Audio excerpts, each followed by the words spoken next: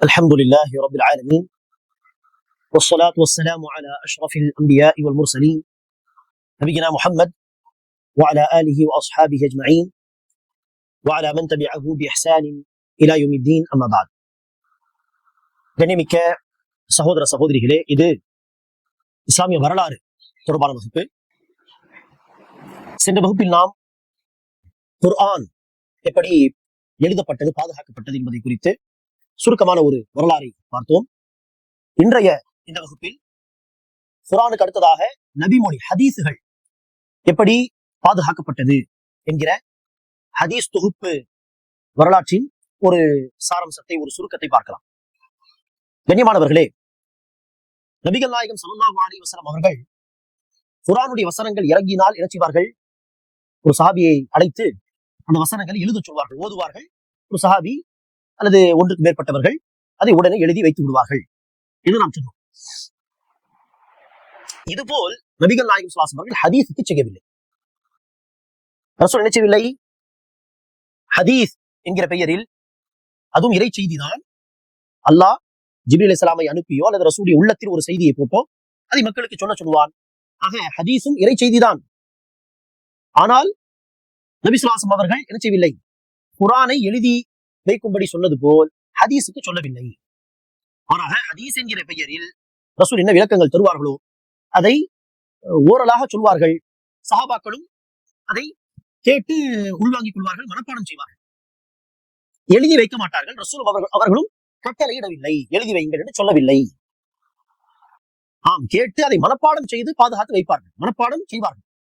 எந்த அளவிற்கு என்றால், அனஸ் பின் மாலிக் ரலியல்லாஹு அன்ஹு அவர்கள் சொல்கிறார், சபையில் நபிகள் நாயகம் ஸல்லல்லாஹு அலைஹி வஸல்லம் அவர்கள் சில ஹதீஸுகளை சொல்லிவிட்டு சபை விட்டு சென்று விட்டால் நாங்கள் அந்த சபையை விட்டு போக மாட்டோம்.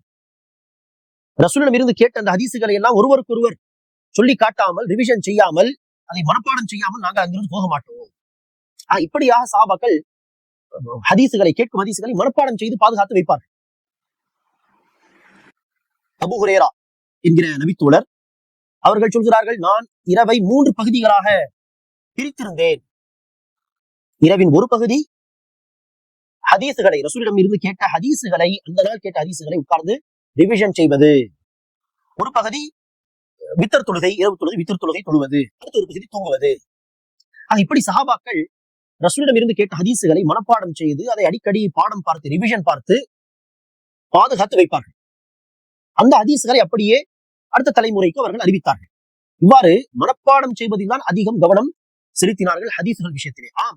சில ஹதீஸுகள் எழுதி வைத்தார்கள். ரசூலுடைய காலத்திலும் சரி, ரசூல் அவர்கள் வஃபாத் ஆன பிறகும் சரி, சஹாபாக்கள் சில ஹதீஸுகளை எழுதி வைத்தார்கள், அதிக அளவில் எழுதவில்லை. ரசூலுடைய காலத்தில் ஆரம்பத்தில் ரசூல் ஸல்லல்லாஹு அலைஹி வஸல்லம் அவர்களே ஹதீஸ் எழுத வேண்டாம் என்று சொல்லியிருந்தார். சொல்ல போனார், ஆரம்பத்தில் ஹதீஸ் எழுத வேண்டாம் என்று சொல்லியிருந்தார்கள்.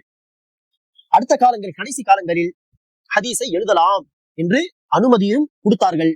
ஆரம்பத்தில் தடுத்ததுக்கு காரணம் என்னவென்றால், குர்ஆனை எழுதும் பொழுது அதில் ஹதீஸையும் உள்ளே நுழைத்து அப்படி மிக்சடாக எழுதக்கூடாது, குர்ஆன் ஹதீஸை கலந்து எழுதிவிடக் கூடாது, அது ஒரு குழப்பத்தை ஏற்படுத்திவிடும். குர்ஆன் எது, ஹதீஸ் எது என்று பிரிக்க முடியாமல். ஆக குர்ஆனை மட்டுமே எழுதுங்கள், வேறு ஏதாவது எழுதினால் அதை அழித்து விடுங்கள், மறந்து எழுதினாலும் அழித்து விடுங்கள் என்று ரசூல் சொல்லியிருந்தார். இது ஆரம்பத்தில் இருந்த கட்டளை. ஆனால் எப்போது சஹாபாவுக்கு அந்த புரிதல் வந்து விட்டது, குர்ஆனை தனியாக தான் எழுதி வைக்க வேண்டும், எந்த ஒரு எழுத்தையும் வார்த்தையும் குர்ஆன் எழுதி வைக்கக்கூடிய அந்த எலும்பிலோ அல்லது அந்த தோளிலோ குர்ஆனோடு சேர்த்து எழுதிவிடக் கூடாது என்கிற அந்த பக்குவம் கிடைத்து விட்டதோ, அப்போது நபி ஸல்லல்லாஹு அலைஹி வஸல்லம் அவர்கள் ஹதீஸையும் எழுத விரும்பினால் எழுதலாம் என்று அனுமதி தந்தார். இருந்தாலும் நாம் சொன்னது போல் அனுமதி வந்த பிறகும் கூட சஹாபாக்கள் எல்லா ஹதீஸையும், கேட்கக்கூடிய ஹதீஸ் எல்லாம் எழுதி எல்லாம் வைக்கவில்லை. பெரும்பாலும் மனப்பாடம் தான் செய்வார்கள். சில சஹாபாக்கள் ஒரு சில ஹதீஸுகளை எழுதி வைத்தார்கள். இது சஹாபாவுடைய காலத்தில் இருந்த நிலவரம்.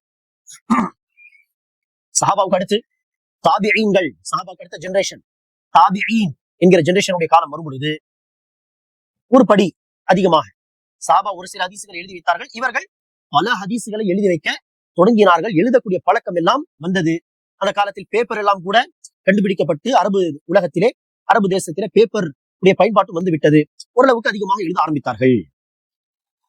இவ்வாறாக தாபிஈன்களுடைய காலத்தில் இமாம் ஸுஹ்ரி என்கிற ஒரு பெரிய மார்க் அறிஞர், இமாம் ஸுஹ்ரி ரஹிமஹுல்லாஹ், அவருக்கு அந்த காலத்தில் இருந்த ஒரு ஆட்சியாளர் தான் உமர் பின் அப்துல் அசீஸ் என்பவர். உமர் பின் அப்துல் அசீஸ் என்கிற இவரும் ஒரு தாபி தான், சஹாபி கிடையாது, தாபி. இவர் என்ன செய்கிறார்? இமாம் ஜுஹரி அவர்களுக்கு கட்டளையிடுகிறார், நீங்கள் நபிகள் நாயகம் ஸல்லல்லாஹு அலைஹி வஸல்லம் அவர்களுடைய ஆதாரபூர்வமான ஹதீசுகளை எழுதி வையுங்கள். இந்த ஹதீஸ் என்கிற இந்த கல்வி பாதுகாக்கப்படாமல் அழிந்து போய்விடுமோ என்று நான் அஞ்சுகிறேன் என்று சொல்ல, சரி என்று இமாம் ஜுஹரி ரஹிமஹுல்லா உலமாக்களுடைய அறிஞர்களுடைய ஒரு குழுவை தன்னோடு வைத்துக் கொண்டு தெரு தெருவா செல்வார்கள். யாருக்கெல்லாம் ஹதீஸுடைய கல்வி இருக்கும் அவர்களை சந்திப்பார்கள். ஹதீஸை சொல்லுங்கள் என்று நம்பகமான மக்களிடம் இருந்து மட்டுமே ஹதீசுகளை கேட்டு எழுதுவார்கள். இப்படி நூற்றுக்கணக்கான ஹதீசுகள் எழுதி வைத்தார்கள். இது முதலாக நடந்த ஒரு பெரிய பணி என்று சொல்லலாம். இது தாபிஈன்களுடைய காலத்தில். அடுத்து வரக்கூடிய காலம் யாருடையது? தபுஉ தாபிஈன். சரியா? சஹாபாவை பார்த்தவர்கள், சஹாபாவிடம் படித்தவர்கள் தாபிஈன். தாபிஈன்களை பார்த்தவர்கள் தபுஉ தாபிஈன் என்கிற மூன்றாவது தலைமுறை. அந்த காலத்தில் இன்னும் அதிகமாக எழுதக்கூடிய பழக்கம் வந்தது. சொல்ல போனால் ஒரு ப்ராப்பர் புக்காக, ப்ராப்பர் புக் சொன்னா தலைப்பு, அதுக்கு அடுத்து உப தலைப்புகள், உட்தலைப்புகள், அதுக்கு தலைப்பு தொடர்பான தகவல்கள், இப்படி தலைப்பு வாரியாக ஹதீஸ் நூற்களை தொகுக்க தொடங்கினார்கள். அப்படிப்பட்ட காலத்தில் தான் இமாம் மாலிக் என்கிற ஒரு பிரபலமான அறிஞர், இமாம் மாலிக், அவரை போன்ற பல அறிஞர்கள் நூற்களை தொகுத்தார்கள். ஹதீஸ் நூல், இந்த இமாம் எழுதிய அந்த நூல், இமாம் மாலிக் எழுதிய முவத்தா, இமாம் மாலிக் என்கிற நூல் இப்போது கூட உண்டு. அப்ளிகேஷன் வடிவத்திலும் முவத்தா மாலிக் என்று போட்டால் அப்ளிகேஷன் வரும். அதில் நூற்றுக்கணக்கான ஹதீசுகள் தலைப்பு வாரியாக பிரிக்கப்பட்டுள்ளது. தூய்மை தஹாரத் தொடர்பான ஹதீசுகள், தொழுகை, நோன்பு, ஜகாத்து, இந்த ஒவ்வொரு தலைப்பிலும் உப தலைப்புகள், உட்தலைப்புகள், அதற்கு கீழே அது சம்பந்தப்பட்ட ஹதீசுகள், இப்படியாக ப்ராப்பர் நூற்கள் தொகுக்கப்பட்ட ஒரு காலகட்டம். இதற்கு அடுத்த காலகட்டம் இன்னும் அதிகமாக ஹதீசுகளை எழுதி பாதுகாக்கக்கூடிய பழக்கம் வந்தது. அந்த காலத்தில் தான் மிகப்பெரிய ஹதீஸ் நூல் முஸ்னத் இமாம் அஹ்மத் என்று அழைக்கப்படுகின்ற இமாம் அஹ்மத் ரஹிமஹுல்லா அவர்கள் எழுதிய நூல். இதில் 25,000 ஹதீசுகள், ஏறக்குறைய 25,000 ஹதீசுகள். அதில் பெரும்பாலான ஹதீசுகள் ஆதாரப்பூர்வமானவைதான். ஆங்காங்கே ஒரு சில ஹதீசுகள் பலவீனமான ஹதீசுகள் இருக்கும், மிக குறைவு. ஆக இப்படியாக நூல்கள் எழுத தொடங்கினார்கள். இமாம் அஹ்மத் பின் ஹம்பலுக்கு பிறகு வந்தவர்கள் தான் அவருடைய மாணவர்கள் ஒருவர் இமாம் புகாரி. ஆக அந்த காலத்தில் இமாம் புகாரி, அவருடைய மாணவர் இமாம் முஸ்லிம், இமாம் அபூ தாவூத், இமாம் நஸை, இமாம் இப்னு மாஜா, இமாம் அத்திர்மிதி என்று இந்த பிரபலமான இமாம்கள் எழுதிய நூல்கள், இந்த 6 பேர் எழுதிய நூல்கள் தான் ஃபேமஸான 6 ஹதீஸ் புத்தகங்களாக அறியப்படுகின்றது மக்கள் மத்தியில். இப்படியாக ஒவ்வொரு காலத்திலும் அல்ஹம்துலில்லாஹ் ஹதீசுகளை எழுதி பாதுகாத்தார்கள். ஒரு காலகட்டத்திற்கு பிறகு பாதுகாக்கப்பட்ட அந்த ஹதீசுகளுக்கு விளக்கம் தருவது, ஹதீசுகளுக்கான விளக்கம் எழுதுவது என்று அந்த விளக்க உரைகள் எழுதக்கூடிய பணிகள் தொடங்கின. அதே போல ஆதாரப்பூர்வமான ஹதீசுகளை தனியாக எழுதுவது, பலவீனமான ஹதீசுகளை தனியாக தொகுப்பது என்கிற பணிகளும் இமாம் புகாரியுடைய காலத்திலிருந்தே பல அறிஞர்கள் செய்து வருகிறார்கள். இப்படி எப்படியெல்லாம் நபி மொழிக்கு ஹதீசுகளுக்கு சேவை செய்ய முடியுமோ அப்படியெல்லாம் சேவைகள் செய்து வருகிறார்கள். அன்பானவர்களை, இறுதியாக ஒரே ஒரு விஷயம்.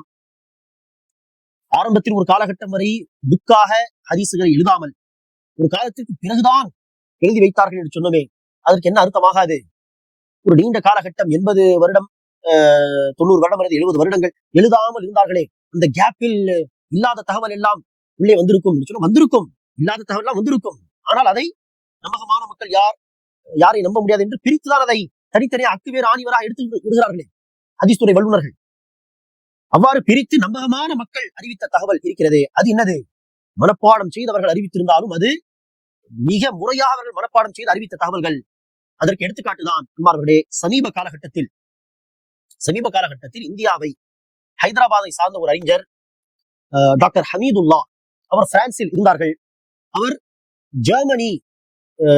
ஜெர்மனியில் பாரிஸ் அல்லது பெர்லின், ஜெர்மனி என்று சொன்னால் பெர்லின் என்கிற ஊரில் இருக்கக்கூடிய ஒரு லைப்ரரியில் இருந்து ஒரு ஹதீஸ் நூல் அவருக்கு கிடைத்தது. எடுத்து பார்த்தால் என்னது? நபித்தோழர் அபூ ஹுரைராவுடைய மாணவர் ஹம்மாம் பின் முனப்பஹ் என்பவர் கைப்பட எழுதிய ஒரு ஹதீஸுடைய சின்ன நோட்புக். பார்த்தால் 120, 130 ஹதீஸ்கள் அதில் இருந்தது. அதை படித்து அவர் என்ன செய்கிறார்? அதை பப்ளிஷ் செய்கிறார், பிரிண்ட் செய்கிறார், பப்ளிஷ் செய்கிறார். சரி, அபூ ஹுரைரா சொல்லி ஹம்மாம் பின் முனப்பஹ் அவர்கள் மனப்பாடம் செய்த அந்த ஹதீசுகள் அவருடைய மாணவருக்கு சொல்லி பிற்காலத்தில் புக்குகளாக எழுதியாக சொன்னோமே, அவ்வாறு எழுதப்பட்ட ஒரு நூல் தான் இமாம் அஹமது எழுதிய முஸ்னத் அஹமத். அந்த முஸ்னத் அஹமதில் ஹம்மாம் பின் முனப்பஹ் வழியாக அதே ஹதீசுகள் அவருக்கு கிடைத்திருக்கிறது, அதை அவர் எழுதியிருக்கிறார். இது என்னது? வாழையடி வாழையாக மனப்பாடம் செய்து சொல்லி சொல்லி வந்த ஹதீஸ்ல. இது பெர்லினில் கிடைத்தது. ஹம்மாம் பின் முனப்பே என்பவர் கைப்பட எழுதிய டைரக்ட் புக். அதில் உள்ள அந்த 140 ஹதீஸ்களையும் முஸ்னத் அஹமதில் மனப்பாடம் செய்து அடுத்து ஒரு கட்டத்தில் புத்தக வடிவத்தில் வந்த அந்த ஹதீஸ்களையும் ஒப்பிட்டு பார்த்தால் கூடுதல் குறைதல் கூட்டல் குறைத்தல் இல்லாமல் முன்பின் இல்லாமல் அப்படியே அந்த ஹதீஸ்கள் இருக்கிறது என்று சொன்னால் யோசித்து பாருங்கள் எவ்வளவு முறையாக அதை மனப்பாடம் செய்து வாழையடி வாழையாக இந்த அறிஞர்கள் பாதுகாத்ததை அடுத்த ஜெனரேஷன் கொடுத்திருப்பார்கள். அன்பார்ந்தவர்களே, அல்லாஹ் சுப்ஹானஹு வ தஆலா குர்ஆனை பாதுகாப்பதாக மாத்திரம் பொறுப்பெடுக்கவில்லை. ஹிஜ்ர் அத்தியாயத்தின் 9வது வசனத்திலே இன்னா நஹ்னு நஸல்னா ذிக்ரா வ இன்னா லஹு லஹாஃபிதூன், குர்ஆனை நாங்கள் இறக்கி வைத்தும் குர்ஆனை பாதுகாப்போம் என்று சொல்லவில்லை. இந்த உபதேசத்தை, அதாவது இந்த ஒட்டுமொத்த மார்க்கம் என்று சொன்னால் குர்ஆன் ஹதீஸ் இரண்டுமே வரும். ஆக இந்த மார்க்கத்தை நாங்கள் தான் இறக்கி வைத்தோம், இந்த உபதேசத்தை இதை நாங்கள் தான் பாதுகாப்போம் என்று அல்லாஹ் சுப்ஹானஹு வ தஆலா குர்ஆனை மாத்திரம் பாதுகாக்கக்கூடிய பொறுப்பை எடுக்கவில்லை, மாறாக ஹதீஸுடைய பாதுகாப்பின் பொறுப்பையும் அல்லாஹ் எடுத்துக்கொண்டான் என்பதுதான் சரியான கருத்து. ஆக ஹதீஸுகளும் பாதுகாக்கப்பட்டுள்ளது. இல்லாத தகவல்கள் எல்லாம் ஹதீஸ் என்கிற பேரில் புகுத்த முயற்சித்தாலும் அதை அக்குவேற ஆணிவராக பிரிப்பதற்கு அல்ஹம்துலில்லாஹ் முஹத்திஸீன் என்கிற ஹதீஸ் துறை வல்லுநர்கள், அந்த உலமாக்கள் இருக்கிறார்கள். அவர்கள் தனித்தனியாக பிரித்து விடுவார்கள். அல்ஹம்துலில்லாஹ். அல்லாஹ் சுப்ஹானஹு வ தஆலா நம் அனைவருக்கும் அல்லாஹ் நமக்கு பாதுகாக்கப்பட்ட ஒரு முழுமையான மார்க்கத்தை குர்ஆன் ஹதீஸ் வடிவத்தில் கொடுத்திருக்கிறார். இந்த குர்ஆன் ஹதீஸை படித்து இந்த மார்க்கத்தை பின்பற்றி நடக்கக்கூடிய நர்பாக்கியத்தை எல்லாம் நமக்கு தருவானாக. ஆமீன். அஸ்ஸலாமு அலைக்கும் வரஹ்மத்துல்லாஹி வ பரகாத்துஹு.